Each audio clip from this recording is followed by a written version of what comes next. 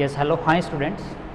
जैसे अपन पहले previous class में ये बात कर रहे थे बाउंड्री वैल्यू प्रॉब्लम्स की। इलेक्ट्रोस्टैटिक्स का अपन फर्स्ट यूनिट पढ़ रहे हैं, जिसके अंदर अपने पास एक बाउंड्री वैल्यू प्रॉब्लम की प्रॉब्लम्स आती है। बाउंड्री वैल्यू प्रॉब्लम्स क्या होती है, जिसके अंदर अपने कोई स्पेशलाइज्डली पोटेंशियल किसी प्लेस या सरफेस पर गिवन होता है, इसके नियर अबाउट टू पोटेंशियल या फील्ड फाइंड आउट करना होता है। अपने पास यहाँ स्पेशल मेथड भी यूज करना है, जिसको यूज करते हुए बाउंड्री वैल्यू प्रॉब्लम को सोल्व करना है। अदरवाइज डिफरेंट टाइप और other method also be used to solve these type of problems. तो अपन इस टाइप की इलेक्ट्रिक इमेज मेथड के द्वारा अपन एक फर्स्ट बाउंड्री प्रॉब्लम सोल्व की थी, जिसमें एक पॉइंट चार्ज और एक प्लेन बाउंड्री ग्राउंडेड सरफेस था। आज अपनी नेक्स्ट प्रॉब्लम, जिसकी स्टेप मैंने बताई थी, दोबारा रिवाइज कर रहा हूँ कि इलेक्ट्रिक इमेज मेथड के अंदर सबसे पहले एक ऐसे इमेजिनरी चार्ज का एज्यूम्शन किया जाता है, एक कंसिडर किया जाता है, जिसकी लोकेशन, मैग्नीट्यूड और पोलरिटी इस टाइप से सेलेक्ट की जाती है कि वो उसकी बाउंड्री कंडीशन को सेटिस्फाइड करें। तो अपन उस बाउंड्री को रिप्लेस कर देते हैं पॉइंट चार्ज के द्वारा, जो इमेजरी चार्ज कहलाता है। उस पॉइंट चार्ज में रिप्लेस करने से अपनी जो प्रॉब्लम है, वो पहले एक बाउंड्री पॉइंट चार्ज था, वो पॉइंट चार्जेस प्रॉब्लम में कन्वर्ट हो जाती है। और पॉइंट चार्जेस प्रॉब्लम्स हैं is resolve by simply Coulomb superposition principal and get find the potential due to the point charges system and also find the electric field. After these also find the surface induced charge density on the boundary by the using Gauss law and again the force between the boundary and point charges। ये different type के जो अपन characteristic points है task, इस task में अपन यही करते हैं कि सबसे पहले जो अपना इलेक्ट्रिक इमेज मेथड्स की टास्क होती है, सबसे पहले इमेजिनरी पॉइंट चार्ज निकालना, पॉइंट इमेज चार्ज, ठीक है, जिसकी कैरेक्टरिस्टिक इस टाइप से सिलेक्ट करते हैं बाउंड्री कंडीशन से हो। फिर कूलॉम लॉ लगा के अपन पोटेंशियल फाइंड कर लेते हैं। ये लो जी, पोटेंशियल फाइंड कर लिया, किसको यूज करके? कूलॉम सुपरपोजिशन प्रिंसिपल को यूज करके। फिर अपन इलेक्ट्रिक फील्ड निकाल लेते हैं। कैसे? By the relation between potential and electric field, ठीक है। फिर electric field on the surface निकाल लेते हैं। इलेक्ट्रिक फील्ड ऑन सरफेस जो अपन पहले रिमूव कर देते हैं पॉइंट चार्ज से। फिर अपन गाउस लॉ यूज करके सरफेस चार्ज डेंसिटी निकाल लेते हैं।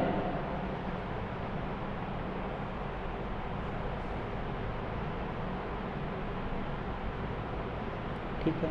फिर अपन उस सरफेस पर फोर्स निकाल लेते हैं, फोर्स ऑन बाउंड्री या सरफेस।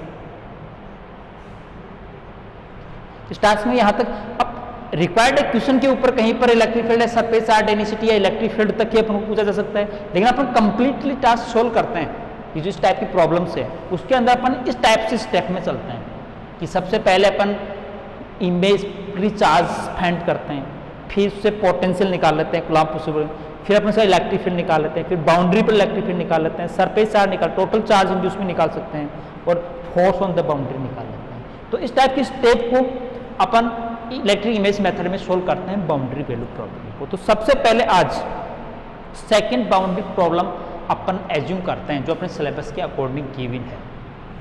इसमें है a point charge near to grounded conducting sphere।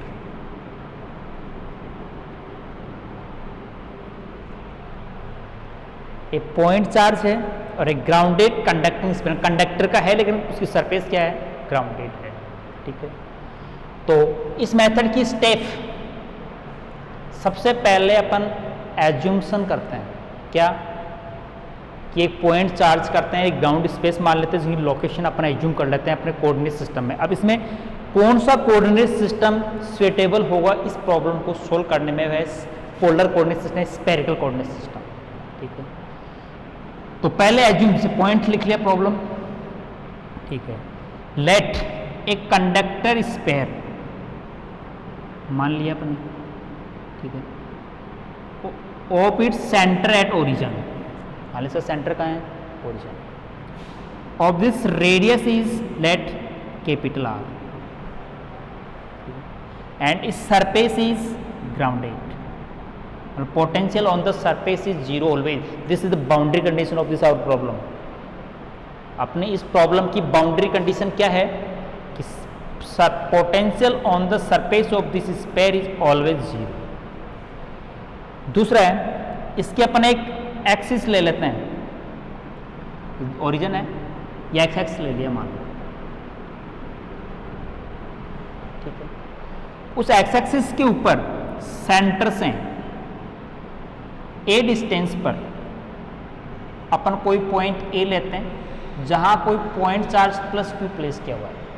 लिख लेते हैं, consider K sphere a conductor sphere of radius R of its centre at origin and of surface is grounded and a point charge plus Q is placed near at distance A from the centre of sphere on X axis. ये पर हमने symmetric form में on X axis पर ले लिया, ठीक है। अब अपने टास्क प्रॉब्लम अपन ने एज्यूम कर ली, अपनी सबसे पहली टास्क क्या होगी, पॉइंट इमेज चार्ज निकालना है, प्लस इस बाउंड्री को उठाना है, इसका इमेजिनरी चार्ज लेना है। और इमेजिनरी चार्ज की पोजीशन भी कैसी है, लोकेशन या एम्पलीट्यूड या पोलरिटी कैसी होनी चाहिए, बाउंड्री कंडीशन। बाउंड्री कंडीशन क्या है अपनी, बाउंड्री कंडीशन है potential on the surface of sphere is zero. Bracket में कैपिटल आर लिखा है ना, इस स्मॉल आर जब अपन फंक्शन आएगा स्मॉल आर का, तो स्मॉल आर की जब कैपिटल आर कर देंगे तो अपने पास सरफेस के ऊपर क्या आएगा, पोटेंशियल जीरो। ये अपनी बाउंड्री कंडीशन है। तो इस बाउंड्री कंडीशन को सेटिस्फाइड रखते हुए अपन को क्या करना है, सेटिस्फाइड रखते हुए अपन को इसके नियर अबाउट टू इस टास्क में पहले पॉइंट इमेज चार्ज निकालना है, फिर पोटेंशियल निकालना है, फिर इलेक्ट्रिक फील्ड निकालना है, इलेक्ट्रिक फील्ड सरफेस निकालना है, सरफेस चार्ज डेंसिटी निकालनी है, फोर्स ऑन द स्फीयर निकालना है। तो इसके लिए अपन पहले एक्सटर्नली पॉइंट जहां पर अपन को कि मेजर करना है वो पॉइंट एज्यूम कर लेते हैं।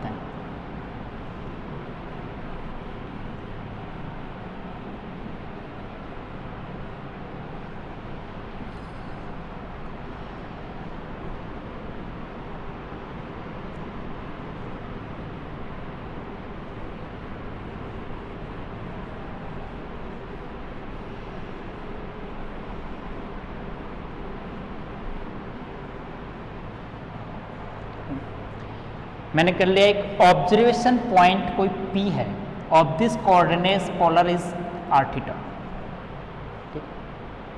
आर थीटा का मतलब है कि the distance from the origin of this point is the are and the angle from the axis is the theta.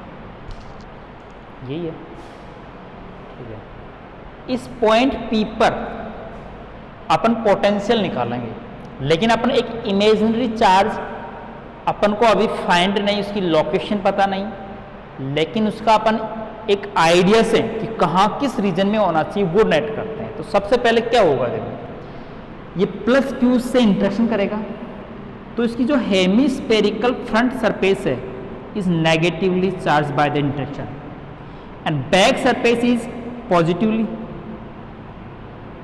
Simply interaction phenomena होता है। The negative induced charge remaining on the surface due to the attraction of plus q, but back hemispherical positive charge is not attractive by plus q, but far away from plus q due to grounding of the surface. The total positive charge flow in the ground. The surface is neutral. इसकी जो back half hemispherical surface तो simply interaction के basis पर positive होनी चाहिए, लेकिन ये positive charge due to the grounding of the surface is flow in the ground, but this negative charge is remaining due to the attraction plus Q charge करेंगे। तो मतलब अपने पास नेगेटिव चार्ज है और सामने वाले हेमिस्फेरिकल सरफेस पर है, तो उस इंड्यूस चार्ज का एक पॉइंट चार्ज पर बनाए सरफेस पर डिस्ट्रीब्यूट है, तो उसका कोई सेंटर ऑफ मास से निकालते हैं, मास डिस्ट्रीब्यूट है तो कोई मिड में होता है, एक्सटर्नली भी हो सकता है, लेकिन ये मानने कि एक इस टाइप से हेमिस्फेरिकल पार्ट का ये पार्ट है जिस पर ये नेगेटिवली चार्ज है, सरफेस पर इनसाइड में तो है ना, तो इसका सेंटर इसके रीजन में, इसकी जो एक्सिस के ऊपर इसके बीच में हो कहीं ना कहीं, वो 3/2 सिमेट्रिक फॉर्म से अपन निकाल सकते हैं कहाँ पर होगा, लेकिन होगा इस एक्सिस के ऊपर ही, उसी डायमेट्रिक जो सिमेट्रिक एक्सिस है उसे सेंटर से और जो अपनी सी सरफेस है उसे मिड में होगा। तो इस आइडियाज के बेसिस पर अपन मान लेते हैं कि the imagery charge is lies at point B Q dash, अपन मान लिया कि बी पॉइंट नाम दे दिया और क्यू डैश मान लिया, इसका मैग्नीट्यूड अपन को पता नहीं लेकिन क्यू डैश मान लिया, पोलरिटी अपन को पता नहीं क्यू डैश मान लिया, जिसकी डिस्टेंस को अपन ने क्या मान लिया, एक्स मान लिया, पता नहीं डिस्टेंस कितनी है, 0 से कैपिटल आर के बीच में कहीं पर भी हो सकता है। तो यदि अपन इस बाउंड्री का चार्ज को क्यू डॉस मानते हुए और प्लस क्यू को मानते हुए पोटेंशियल फाइंड आउट करेंगे, और वो पोटेंशियल की बाउंड्री कंडीशन को क्या करना चाहिए, सेटिस्फाई करना चाहिए। बाउंड्री कंडीशन में जो डेरिवेशन आए उस डेरिवेशन पर जब स्मॉल आर की जगह कैपिटल आर रखें तो पोटेंशियल क्या हो जाना चाहिए, 0। तो उसके बेसिस पर अपन क्यू डैश की वैल्यू एक्स की वैल्यू निकाल लेंगे, ठीक है। तो अपन सिंपली वेक्टर फॉर्म में इस क्यू डैश की एक्स की वैल्यू निकालनी है, अपन को पता नहीं। देखो अपन सबसे पहला टास्क अपन ये कर रहे हैं, इस प्रॉब्लम का इमेजिनरी चार्ज निकालना चाहते हैं, और इमेजिनरी चार्ज इस टाइप से होना चाहिए, उसका मैग्नीट्यूड, पोलरिटी और लोकेशन की बाउंड्री कंडीशन को क्या करें, सेटिस्फाई करें। तो अपन ने लेट कंसीडर कर लिया कि सेंटर से एक्स डिस्टेंस पर इनसाइड द स्फीयर, वो तो होगा पता है, चल गया अपन को, एक्स डिस्टेंस पर क्यू डैश को इमेजरी चार्ज है जो इसकी बाउंड्री कंडीशन को सेटिस्फाई करता है, अपन एज्यूम कर लेते हैं। तो इस क्यू पॉइंट चार्ज को मानते हुए देखिए अपने पास यहां से इसकी डिस्टेंस 20 है और यहां से अपन इसकी डिस्टेंस ए से अपन ये मेजर कर लें, इधर मान लो कि unit vector is the x cap है, इधर unit vector is the r cap है। Unit vector along to x axis अपने एक्स केप मान लिया, unit vector along to centre to r में आर केप मान लिया, ठीक है। तो मैं पोटेंशियल एट पॉइंट पी, देखिए potential phi at point P मतलब इसका function of the are and theta, ठीक है। 2 पॉइंट है, बाउंड्री का पॉइंट चार्ज अपने क्यू डैश मान लिया, अपने बाउंड्री को रिमूव कर दें तो 2 पॉइंट चार्जेस में एक पॉइंट चार्ज है अपना के क्यू अपॉन इसकी डिस्टेंस कितनी है, तो यहां से यहां ए है किस डायरेक्शन में, एक्स केप में, तो वेक्टर में क्या जाएगा ए एक्स केप माइनस यहां कितनी है आर और यूनिट वेक्टर क्या है R cap. Vector triangle vector दो साइड तो तीसरी साइड को अपन निकाल सकते हैं, प्लस सेकंड पॉइंट चार्ज क्या है अपना के क्यू डैश, डिस्टेंस वहां से तो उसकी 2 साइड, एक साइड है एक्स तो X cap minus R R cap, वो भी एक ट्राइंगल बना, 2 साइड गिवन है, दोनों साइड में a माइनस बी वैक्टर के फॉर्म से निकाल सकते हैं। ये अपना पोटेंशियल आ गया, क्या एज्यूम करते हुए, if we consider the imaginary of this boundary charge is Q dash at point B at distance x from the centre of sphere of magnitude Q dash, that this expansion should be satisfy the boundary condition if Q dash is the imaginary charge of this boundary, और condition satisfy करना चाहिए। तो उस condition को use करते हुए अपन Q dash और एक्स की वैल्यू निकालना चाहते हैं, तो यहाँ स्पेशली फॉर्म में सोल्व कर लेते हैं, जो डायरेक्ट सोल्व करने में अपन कॉम्प्लिकेटेड होता है। तो इसकी वैल्यू यहां मैं कंडीशन अप्लाई करूं कि if small are is capital R, इस डेरिवेशन में small are capital R, small R की जगह कैपिटल आर यदि सब्स्टिट्यूट कर दें तो पोटेंशियल फाई क्या हो जाना चाहिए, 0 हो जाना चाहिए। तो इसके लिए देखो 0 K Q summation A X cap capital R R cap plus K Q dash X X cap minus capital R R cap. ऊपर वाला डायरेक्शन में रखा है तो पोटेंशियल 5 बाउंड्री कंडीशन से 0 कर दिया। अब देखो दो टर्म प्लस में है और बराबर 0 है तो दोनों में से कोई एक तो नेगेटिव है, और नीचे अपन नेगेटिव इसको इस टर्म को एक एल्जेब्रिकली इक्वल 0 करने के लिए कोई कंडीशन एज्यूम कर लेते हैं, फॉर्म अपनी स्पेशली फॉर्म जनरेट कर लेते हैं। तो मैं K Q इसमें से मैं एक कॉमन ले रहा हूं A, मान लो तो क्या जाएगा X cap R upon A R cap, ऐसा लिख सकते हैं, कोई फर्क नहीं पड़ा, प्लस K Q डैश इसमें से R कॉमन ले लें तो X upon R X cap minus R cap. Simply form ही चेंज किया और मैंने कुछ चेंज नहीं किया अलग से, वेक्टर में कॉमन लिया है जो रिक्वायर्ड का अपने बेसिस सेम बनाने के लिए। और बराबर अपने पास यहाँ उधर साइड से लिखें तो इक्वल टू क्या चल रहा है 0 ऊपर वाले इक्वेशन से। अब अपन स्पेशली कंडीशन अप्लाई की for this satisfied of this above expansion equation 0 होने के लिए जरूरी है कि एक नेगेटिव साइन भी आना चाहिए और दोनों की और क्वांटिटी सेम भी होनी चाहिए। तो ये दोनों ब्रैकेट सेम हो इसके लिए क्या जरूरी है, जो इसमें एक्स के पर कोई कोएफिशिएंट नहीं है, इसमें आर के पर कोएफिशिएंट नहीं है, लेकिन किसी वेक्टर का जब मैग्नीट्यूड निकालते हैं तो दोनों कोएफिशिएंट का स्क्वायर प्लस 2a भी आता है। तो मतलब यदि x upon r r upon a के बराबर हो तो दोनों ब्रैकेट बराबर हो सकते हैं, और q अपॉन ए बराबर minus Q dash upon R हो तो ये 0 हो सकता है। कि दोनों ब्रैकेट बराबर होने के लिए कि for this satisfaction of the above equation should be q upon ए बराबर होना चाहिए minus Q dash upon r, एक कंडीशन, और दूसरा होना चाहिए r अपॉन ए बराबर होना चाहिए x अपॉन कैपिटल आर, तब ये एक्सपेंशन ऊपर वाला 0 हो जाएगा।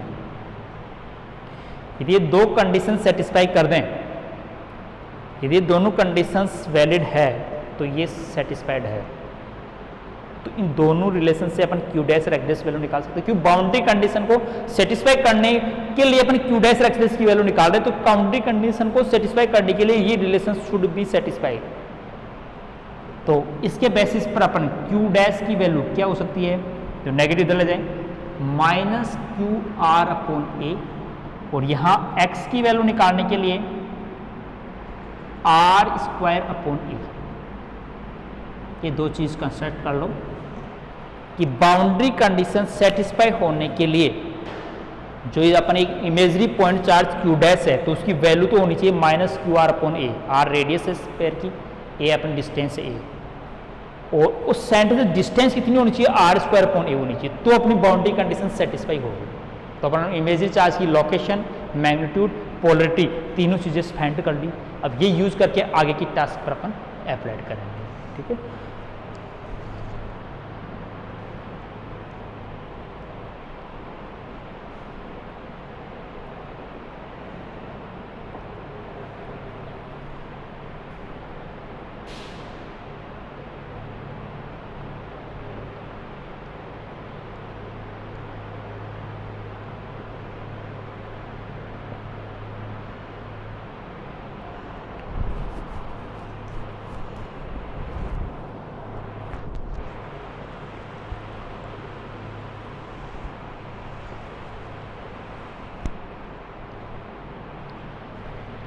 यस कि अपने पास की चल रही थी कि अपन इमेजरी चार्ज की लोकेशन, मैग्नीट्यूड फाइंड आउट करना चाहिए जो अपने बाउंड्री कंडीशन को सेटिस्फाई करते हुए निकाल। तो नेक्स्ट स्टेप क्या होती है, पहली स्टेप पूरी हो गई इलेक्ट्रिक इमेज मेथड की।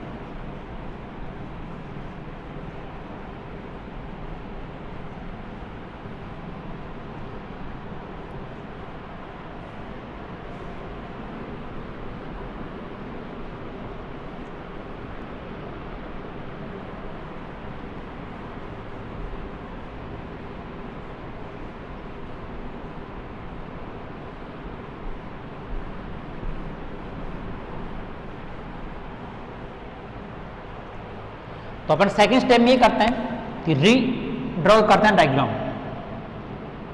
देखो अपने पास स्पेयर बाउंड्री को उठा दें कि अपन ने अपनी प्रॉब्लम के अकॉर्डिंग बाउंड्री रिमूव हो गई, किसके द्वारा, पॉइंट चार्ज। सेंटर अपना O था, यहाँ Q डैश था जिसकी वैल्यू -QR/A फाइंड कर ली, पॉइंट अपना B था, पॉइंट A था जहाँ +Q पॉइंट चार्ज है। टोटल डिस्टेंस अपने पास है A, और ये डिस्टेंस x जिसकी वैल्यू अपने पास आ गई R²/A इस B पॉइंट तक। अपना ऑब्जर्वेशन पॉइंट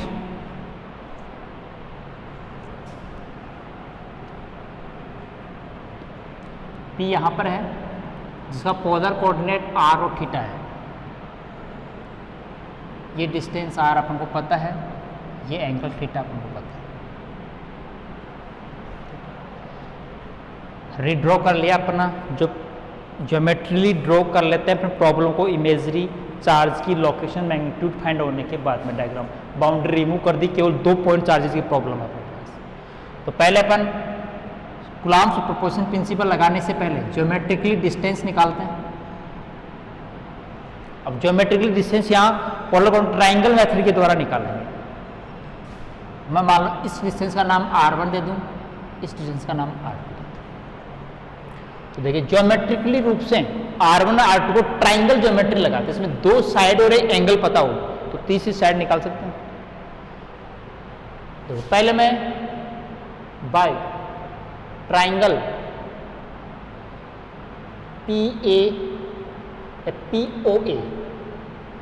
की बात करें, PO और A पूरा ट्राइंगल दिखाई दे रहा है, जिसकी 2 साइड पता है, एक स्मॉल r है और एक A है, और बीच में एंगल थीटा है।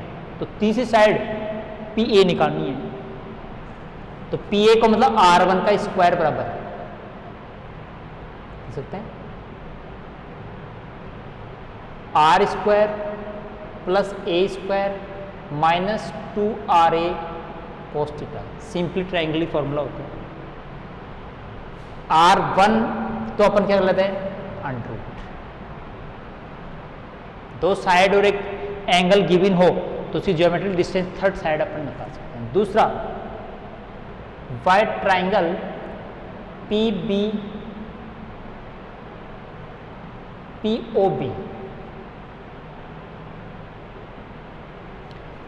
PO और B, जिसमें एंगल पता है, 2 साइड पता है, एक साइड तो स्मॉल r है, दूसरी साइड कैपिटल R² है और एंगल वही थीटा है। तो इसी के बेसिस पर तीसरी साइड ट्राइंगल R2 का होल स्क्वायर मतलब √ ले लेते हैं इधर। पहला अपन एक साइड R², दूसरी side R⁴ upon A² -2R capital R² upon A, और एंगल क्या है, cos। ये R2 की वैल्यू आ रही है कि अपनी जो प्रॉब्लम थी उसमें ज्योमेट्रिकली डिस्टेंस अपना ट्राइंगल फॉर्मूले से निकाल, ठीक है। तो अपन कूलॉम सुपरपोजिशन प्रिंसिपल अप्लाइड करके P पॉइंट पर पोटेंशियल, पहले टास्क है अपने पोटेंशियल फाइंड करेंगे। तो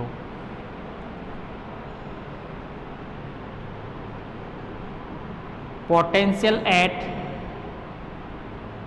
पॉइंट P, ठीक है, लिखता हूं phi is function of the r theta. तो पहला KQ using the coulomb superposition principle, पहले तो +Q के कारण निकाल लेते हैं।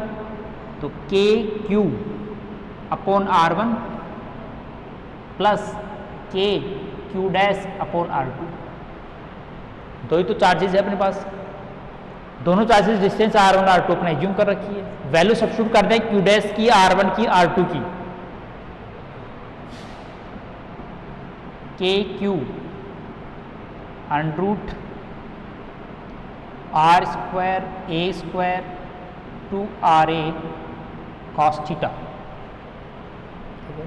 Second -KQ R upon A √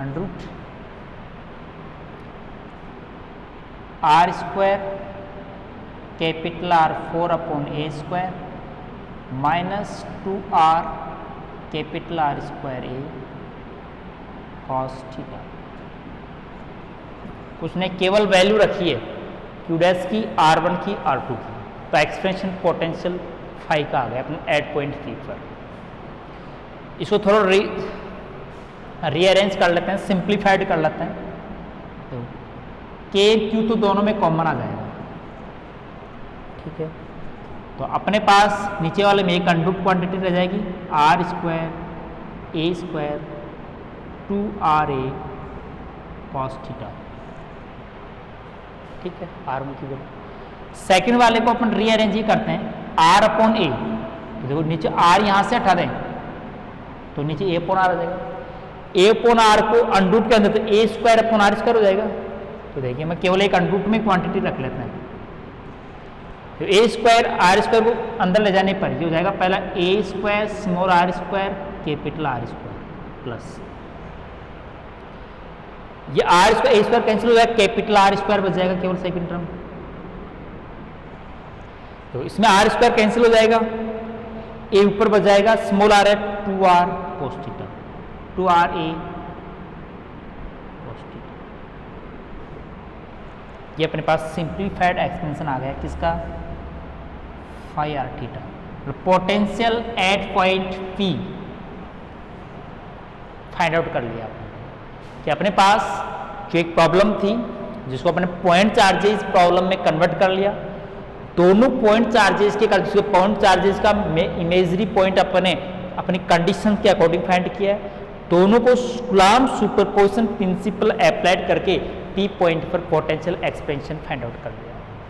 ये पोटेंशियल एक्सपेंशन है should be satisfied boundary condition, again check, फिर भी हो सकता है अपन डेरिवेशन में कोई मिस्टेक हो तो यहाँ फिर चेक कर सकते हो कि ये बाउंड्री कंडीशन को सेटिस्फाई करेगा। बाउंड्री कंडीशन का मतलब स्मॉल आर की जब प्लेस पर कैपिटल आर प्लेस करोगे तो पोटेंशियल शुड बी जीरो होना चाहिए और होगा। चेक द बाउंड्री कंडीशन,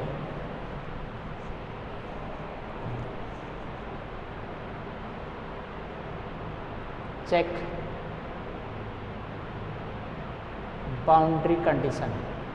देखिए कि if small are is equal to capital R phi capital R theta, देखो इसमें सब्स्टिट्यूट करो k q 1 upon capital R square A square capital R a cos theta minus 1 upon capital R square cancel हो जाएगा तो a square plus capital R square two small are capital R a cos theta, दोनों cancel होके value जी। तो means our expansion is satisfy the boundary condition, कि अपना जो एक्सपेंशन है राइट है वो अपनी बाउंड्री कंडीशन को क्या कर रहा है, सेटिस्फाई कर रहा है।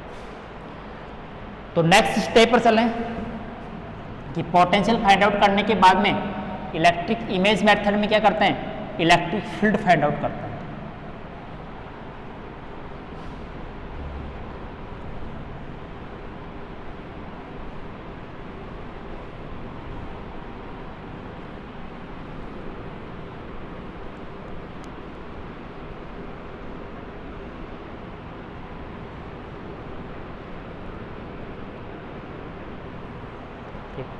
अब इलेक्ट्रिक फील्ड फाइंड आउट करने के लिए रिलेशन चाहिए अपन को।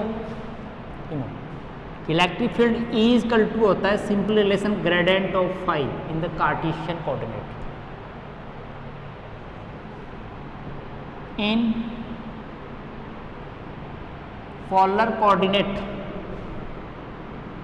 Electric field E equal to, इस ग्रेडियंट को चेंज कर लेंगे, नेगेटिव साइन तो आएगा ही, r cap del phi upon del r plus theta cap upon r del phi upon del theta.